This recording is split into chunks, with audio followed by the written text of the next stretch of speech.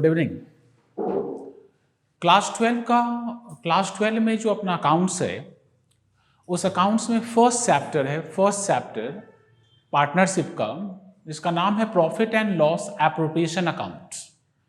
मतलब क्लास 12 के सिलेबस में पार्टनरशिप अकाउंट्स में बहुत सारा चैप्टर है। उस चैप्टर में जो फर्स्ट चैप्टर है उसका नाम है profit and loss appropriation account.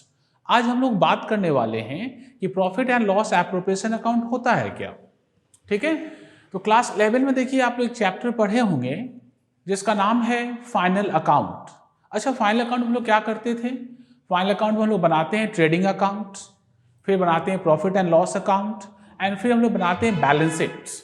ठीक है, ट्रेडिंग अकाउंट से जीपी निकालते हैं, उस जीपी को प्रॉफिट एंड लॉस अकाउंट में ट्रांसफर करते हैं, and profit and loss account से हम लोग नेट प्रॉफिट निकालते हैं। जानते हैं उस पूरे नेट प्रॉफिट को हम लोग कहाँ ट्रांसफर करते हैं?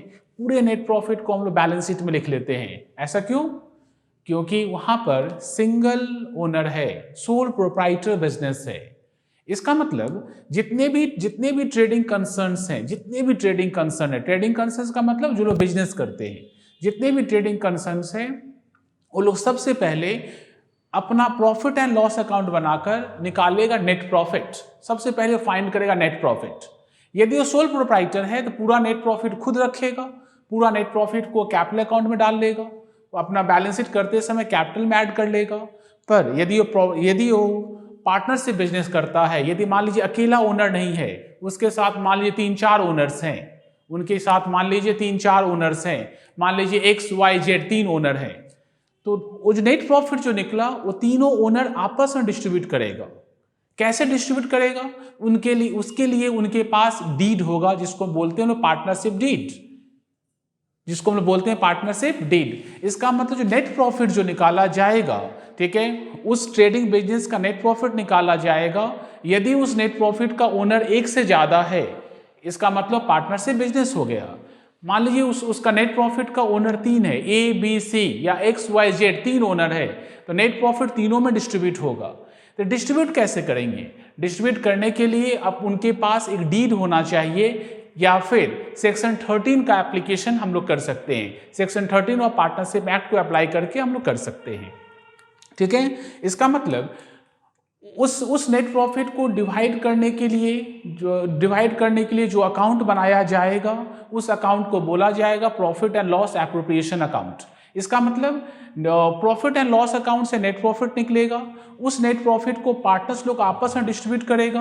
पार्टनर्स लोग आपस में कैसे डिस्ट्रीब्यूट करेगा? On the basis of their deed and application of section 13 of partnership act.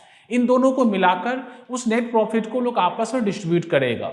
आपस में डिस्ट्रीब्यूट करने के लिए एक नॉमिनल अकाउंट बनाया जाएगा, जिस नॉमिनल अकाउंट का नाम है profit and loss appropriation account.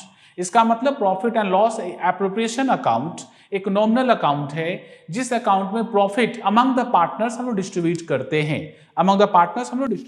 हैं। देखिए, जैसे हम आपके लिए लिखिए कुछ नोट्स कि जितने भी ट्रेडिंग कंसर्न्स होते हैं, वो लोग सबसे पहले क्या निकालेंगे? नेट प्रॉफिट निकालेंगे। नेट प्रॉफिट कहां से निकलता है? उनके प्रॉफिट एंड लॉस अकाउंट से निकलता है। ये नेट प्रॉफिट, यदि पार्टनरशिप बिजनेस है, ये नेट प्रॉफिट जो निकाले हैं आप, ये नेट प्रॉफिट पार्टनर्स में डिस्ट्रीब्यूट होगा। पार्टनर्स में डिस्ट्रीब्यूट करने के लिए आपको क्या चाहिए? डीड चाहिए एंड सेक्शन 13 चाहिए। सेक्शन 13 ऑफ पार्टनरशिप एक्ट, मतलब डीड जिस पॉइंट पर साइलेंट रहेगा, उस पॉइंट पर सेक्शन 13 का एप्लीकेशन किया जाएगा। ये डिस्ट्रीब्यूशन करने के लिए जो नॉमिनल अकाउंट अपने लोग बनाएंगे, उसी नॉमिनल अकाउंट का नाम क्या रखेंगे? Profit and loss appropriation account.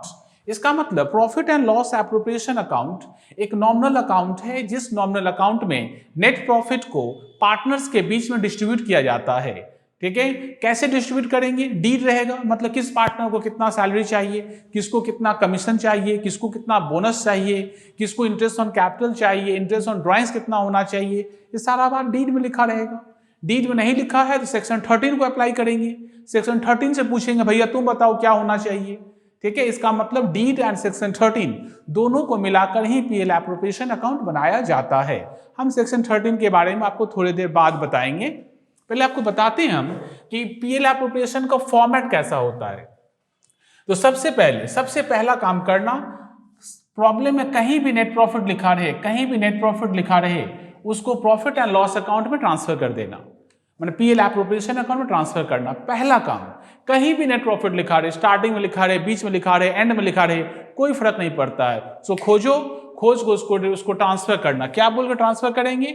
By profit and loss account net profit transferred. Inner column में लिखना, इस इनर कॉलम में यदि कोई पार्टनर्स का लोन है, पार्टनर्स का लोन और उसका इंटरेस्ट यदि नहीं दिया हुआ है, कोई पार्टनर्स का लोन है और उसका इंटरेस्ट नहीं दिया हुआ है, तो पार्टनर्स का इंटरेस्ट ऑन लोन यहां पर लेस कर लेना, इनर कॉलम लेस करके बाहर लाना। क्यों? क्योंकि पार्टनर्स का जो लोन होता है, पार्टनर्स का लोन जो होता है उसके ऊपर जो इंटरेस्ट पे करते हैं वो पीएल एप्रोप्रिएशन का आइटम नहीं है, वो चार्ज अगेंस्ट प्रॉफिट है, वो प्रॉफिट एंड लॉस अकाउंट का आइटम है, वो पीएल में डेबिट होता है। इसका मतलब पीएल में आप लेना आपसे छूट गया है, आप पीएल में वो मिस हो गया आपसे, इसीलिए पीएल एप्रोप्रिएशन करते समय उसको इनर कॉलम में लिखकर उसको हम लोग बाहर ले जाएंगे। इसको कभी भी डेबिट साइड में या कोई दूसरे तरीके से ट्रीटमेंट मत करिएगा, सम्स आपका रॉन्ग हो जाएगा, काट के फेंक देगा। Second, interest on drawings. Drawings मतलब पार्टनर्स लोग जो बिजनेस से पैसा निकालता है, पार्टनर्स लोग जो बिजनेस से पैसा निकालता है अपने पर्सनल यूज के लिए, उसको ड्रॉइंग्स बोलते हैं। उसके ऊपर उन लोग को इंटरेस्ट पे करना पड़ेगा। इंटरेस्ट तभी पे करना पड़ेगा जब इंटरेस्ट का रेट क्वेश्चन के अंदर हो, मतलब इंटरेस्ट का रेट जब डीड में लिखा रहे तो ही पे करना पड़ेगा, अदरवाइज नहीं। इंटरेस्ट ऑन ड्रॉइंग्स निकाल के बाहर। अब देखिए किस पार्टनर को क्या मिलना चाहिए, सारा बात डीड में होना चाहिए, सारा बात उनके डीड में होना चाहिए। नहीं रहेगा डीड में तो सेक्शन 13 अप्लाई करेंगे, और सेक्शन 13 बोलता है कुछ मत देना, सेक्शन 13 बोलेगा ये सब कुछ मत देना, डीड में लिखा रहना चाहिए। इंटरेस्ट ऑन कैपिटल, जो पार्टनर जितना कैपिटल इन्वेस्ट किया है उसका इंटरेस्ट निकालना, इनर कॉलम लिख के बाहर ले जाना। और याद रखना बात, सिर्फ 2 कॉलम बनाएंगे, अमाउंट का सिंगल कॉलम होगा, अमाउंट का सिंगल कॉलम बनाएंगे। 2-2, 3-3 कॉलम, 4-4 कॉलम सब मत बनाइएगा, उल झूल अकाउंट सब मत पढ़िएगा, ठीक है। पार्टनर्स का सैलरी, किस पार्टनर को कितना सैलरी मिलेगा उसको लिखना, इनर कॉलम में बाहर ले जाना। पार्टनर्स का बोनस एंड कमीशन एक साथ लिख दिए, अलग अलग भी लिख सकते हैं, सम्स करते समय बोनस अलग कमीशन अलग कर देंगे, ठीक है। पार्टनर्स का बोनस एंड कमीशन लिखकर बाहर। यदि पार्टनर्स लोग कुछ अपने लिए बिजनेस के लिए कुछ पैसा अलग करके रखना चाहता है, जिसको लोग बोलते हैं रिजर्व फंड, तो ट्रांसफर टू रिजर्व फंड कर देना। एंड बाकी बचे हुए प्रॉफिट को पार्टनर्स लोग के बीच में डिस्ट्रीब्यूट कर देना। पार्टनर्स के बीच में क्या करेंगे हम लोग? डिस्ट्रीब्यूट कर देंगे। कैसे डिस्ट्रीब्यूट करेंगे? इनके प्रॉफिट शेयरिंग रेशियो में, इनके प्रॉफिट शेयरिंग रेशियो में बाकी बचे हुए प्रॉफिट को डिस्ट्रीब्यूट कर देना। यदि किसी क्वेश्चन के अंदर प्रॉफिट शेयरिंग रेशियो नहीं दिया रहे तो फिर सेक्शन 13 को पकड़ना। सेक्शन 13 बोलता है इक्वल लेना। सेक्शन 13 क्या बोलता है? इक्वल लेना, इक्वल प्रॉफिट सभी को देना, ठीक है। इसका मतलब PL appropriation account net profit निकालने के बाद बनता है, इसीलिए by profit and loss account net profit transfer लिखेंगे। इंटरेस्ट ऑन लोन यदि पीएल में डेबिट नहीं हुआ है तो यहां पर लेस करके बाहर ले जाना। क्रेडिट में सिर्फ एक आइटम आएगा जिसका नाम है इंटरेस्ट ऑन ड्राइंग्स। क्रेडिट में इंटरेस्ट ऑन ड्राइंग्स दिखाना, बाहर ले जाना। डेबिट में जिस पार्टनर को जो मिलना चाहिए, जैसे इंटरेस्ट ऑन कैपिटल, जैसे सैलरी, बोनस, कमीशन, जो जिसको जो मिलना चाहिए, ये बात सारा बात डीड में लिखा रहेगा, आपकी प्रॉब्लम में लिखा रहेगा। मतलब आप लोग सम्स करते समय क्वेश्चन के अंदर होना चाहिए। यदि किसी क्वेश्चन में सैलरी नहीं लिखा हुआ है तो नहीं मिलेगा।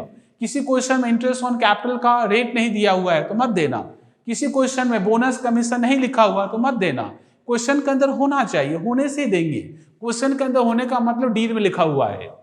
बाकी बचे हुए प्रॉफिट को उनके प्रॉफिट शेयरिंग रेशियो में डिवाइड कर देना, प्रॉफिट शेयरिंग रेशियो में डिवाइड कर देना, ठीक है। प्रॉफिट शेयरिंग रेशियो क्वेश्चन नहीं लिखा रहेगा तो सेक्शन 13 बोलता है कि इक्वल लेना है, ठीक है। इंटरेस्ट ऑन ड्राइंग्स ये इनकम है फर्म के लिए, इसलिए क्रेडिट साइड में लिखते हैं।